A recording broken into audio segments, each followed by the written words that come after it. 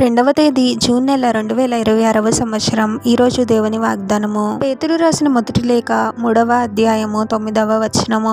ఆశీర్వాదమునకు వారసులవుటకు మీరు పిలువబడితిరి. సహోదరి సహోదరులారా, మనము ప్రభు చేత ఎన్నుకొనబడిన వారము, ప్రతిష్ఠిత జనము, ప్రభు యొక్క బిడ్డలముగా మనకు కలిగే ఆశీర్వాదములు ఎంతో గొప్పవి.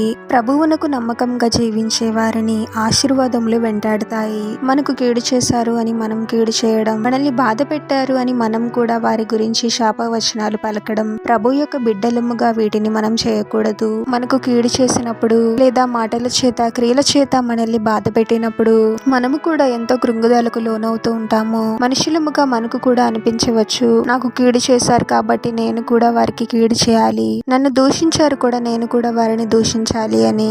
ఇలాంటి సమయాలలోనే మనము కీడుని మేలుతో జయించాలి. మన తప్పు లేకపోయినా మనకు కీడు చేయడం, ఏదొక విధంగా మనల్ని దూషించడం, ఇవన్నీ ప్రభువు చూస్తూనే ఉంటాడు. వారి వారి క్రియలను బట్టి ప్రభువే తగిన సమయాలలో వారికి తగిన ప్రతిఫలాన్ని ఇస్తాడు.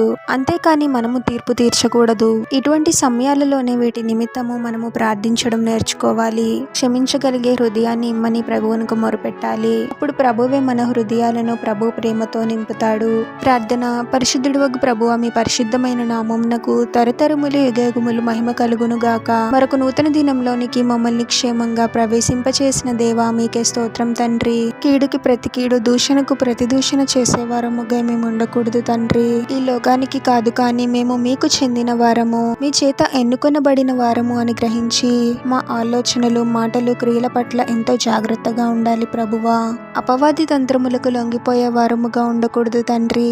కీడును మేలుతో జయించే వారముగా మమ్మల్ని దీవించండి ప్రభువా. మీకు లోబడి మీ పట్ల భయభక్తులు కలిగి జీవించే వారిని ఆశీర్వదించే గొప్ప దేవుడవు తండ్రి. మా ఆలోచనలు, మాటలు, క్రియలు వాక్య ప్రకారం ఉండే విధంగా దీవించండి తండ్రి. ప్రతి విషయంలోనూ మీ చేత ఆశీర్వదింపబడుతూ మిమ్మల్ని మహిమపరిచే, గణపరిచే జీవితాలను జీవించే వారముగా మమ్మల్ని దీవించమని ఈ ప్రార్థనలో ఏకీభవిస్తున్న ప్రతి ఒక్కరిని పేరు పేరున దీవించి ఆశీర్వదించి అభిషేకించమని, వారు చేసే ప్రతి పనిలో మీరే వారికి తోడుగా ఉండి వారిని అన్ని కీడుల నుండి, అపాయముల నుండి మీరే వారిని రక్షించమని ఈ మా మనవులన్నీ యేసుక్రీస్తు వారి పరిశుద్ధ నామంలో అడిగి వేడుకొనుచున్నాము తండ్రి. ఆమెన్.